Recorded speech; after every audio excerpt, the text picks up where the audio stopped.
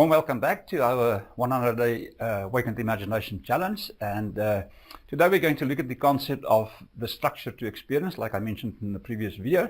And this is important because if we realize how the structure to experience works, we can continuously use it to create the realities that we want out of life, and not by chance or default, but then by design. Now this is important, again, like I mentioned in the previous video. This is a model that will never change. It always works exactly the same way. It's like in a scientifically proven method. If you understand the model, you can actually create anything in your life. So we actually live in 4 quadrants of your life, every single person. And this is not the quadrants that I've mentioned in the previous video, like think like God, command like a king, live like a millionaire, and play like a child. So by the way, have you thought about the concept of what is the most important thing that parents actually teach children? Well, not your parents, but other people that I work with. Well, think about this for a moment, because I mentioned cognoscracy, a society of people thinking for themselves. All right, the most important thing that parents actually teach children is to worry. Ain't that a fact? I won't make it through this month. I don't know where the money going to come from to pay it and so on.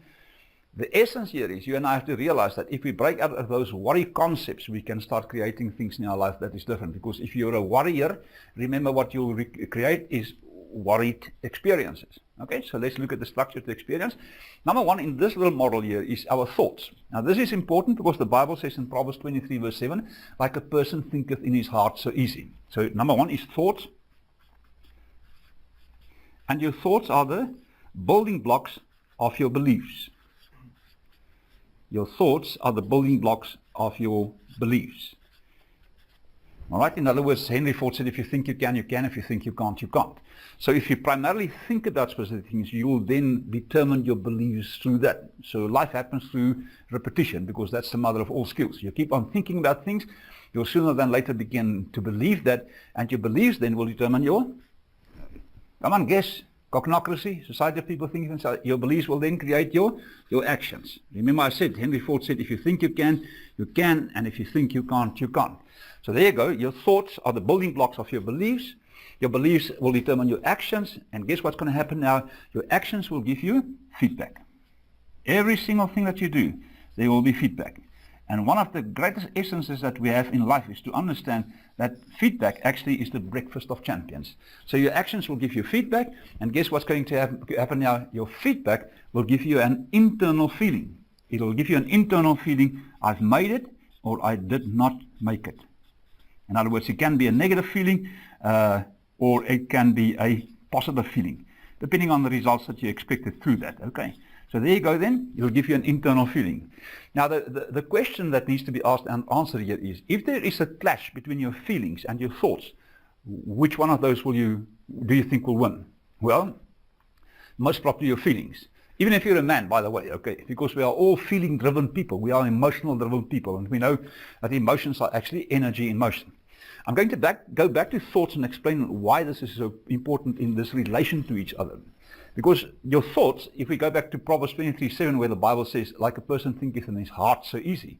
The word heart actually translates into labeh in Hebrews. And the physical translation of the word labeh into our English language is the thoughts and the feelings of the mind. So the thoughts and the feelings always interact with each other. But in this little model, we realize now that our feelings actually were created through our thoughts. Now this is important because when we realize and understand that our feelings now become a guiding system for the creations that we want in our lives. Well, new creations then, by design, not by default. So if you have been thinking stuff and your feelings are not complementing your thoughts, that means you have been thinking the wrong things in regards of what you want to create in your life. And as we go on, I'll elaborate a little bit more on that in the following videos so that you can understand that in a deeper sense, in a deeper level. So again, your thoughts are the building blocks of your beliefs. Your beliefs will determine your actions, and your actions will give you feedback, and that will determine your internal feeling. Now again, if you want to change the internal feeling, you start changing the thoughts, and your beliefs will change, your actions will change, your feedback will change, and that's that. Now what is important about beliefs is the moment you really and truly decide to believe something. Remember Henry Ford's statement, if you think you can, you can. If you think you can't, you can't. Your beliefs in the end will determine your identity. And this creates a huge amount of promise in most people's lives, because if you made up your mind about who you are, the change process will be just more difficult to facilitate. But the moment you get to the place where you understand that you actually have been conditioned by your society, your parents, teachers, preachers, your friends that you interact with, to be the person you currently are, and you realize it's all conditioned thoughts that became beliefs that determine your identity. You can now go back and say, okay, I'm going to start thinking differently. Thoughts. I'm going to think differently, change my belief, and therefore I can change my identity. Let me go back to thoughts quickly. Science says we think about 60 to 70,000 thoughts a day. That's a huge amount of thoughts that you think every day. Now, will all those thoughts actually manifest in your life? No, not really, because you have to be aware that thoughts are like seed. If you plant them, water them, nurture them, they will produce fruit. So it's only those thoughts that you primarily focus on that kicks in the law of attraction and attract those realities into your life. But again, if we look at this little model and we say to ourselves, okay, now if I have a negative identity, then I'll again be the black sheep of the family, building on the previous video's training session. But it's not true, because if we start changing the way we think, and let me just say this also about thinking, you cannot escape from a jail unless you're aware you're in a jail. And what we are doing here in this training sessions is to show you that it's possible to escape from the jail. And if we're in a jail, what kind of jail are we currently in? Well, to a great extent we are in a jail of our senses. What we see, what we hear, what we feel, what we smell, what we taste, determine our results in our lives by default.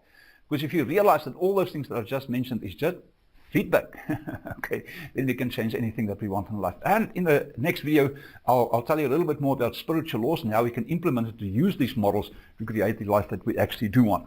So where is our belief stored? Okay, think about this again, cognitively, just think a little bit. Okay, our beliefs are stored in, yes, you are right, it is stored in our memory bank. Okay, there you go. Our beliefs will be stored in our memory bank. So again, if we can go back to our memories and then revise the negative memories that we had there, call those things that be not as if though they were, fake it until you make it, that, all those kinds of concepts.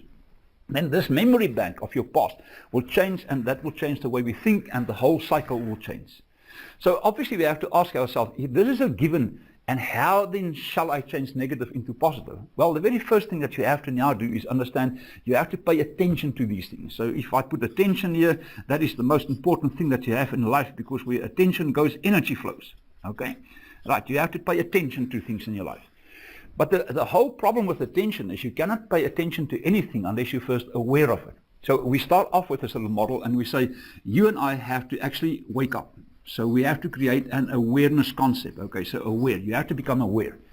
What flows out of the awareness is obviously then attention. So if you're aware of something, you can actually now pay attention to that. Okay, right, good. Now, again, where your attention goes, energy flows. So your attention will then determine your focus, right? And coming from a South African background, I love saying to my students, jy moet focus, my kind. All right, now for all those English speaking people that doesn't know Afrikaans, it just means you must focus, my child. Again, why? Because where your focus is, there's your attention. Where your attention is exactly what you'll get in life. Why? Where your attention goes, energy flows. So your focus, guess what's going to happen? Your focus is going to determine your habits. Your habits. And in a nutshell, habits is nothing different than beliefs. It's just a different way of voicing that. Your habits will give you feedback, but again, we're not aware of the feedback, therefore we live in this default creative mode. And what we intend to do is, as we go on during this training session, to show you that we can actually use these models to create any, capital letters, any life that you want. I'm going to say last thing here, and we're going to sign off then and see you in the next video, but the last thing is, think about this for a moment. Do you have bad habits? Well, of course, all of us has bad habits. And then the following question is, do you have good habits? Yes, of course, we all have good habits. Now, back to the bad habits. While you know that you have bad habits, why don't you change it? Well, the answer is normally twofold. Number one, I just don't know how. Number two, the bad habit gives me something. And on this note, this is Ockert signing off, and I'll see you in the following training video. Remember to watch the rest of the video series of the Awakened Imagination Challenge Module 1. You can also follow us on Twitter or friend us on Facebook. Or even better, subscribe on our website at ockertmoller.com to get tons of additional life-changing information and instant answers to your questions, thus fast-tracking your way to success.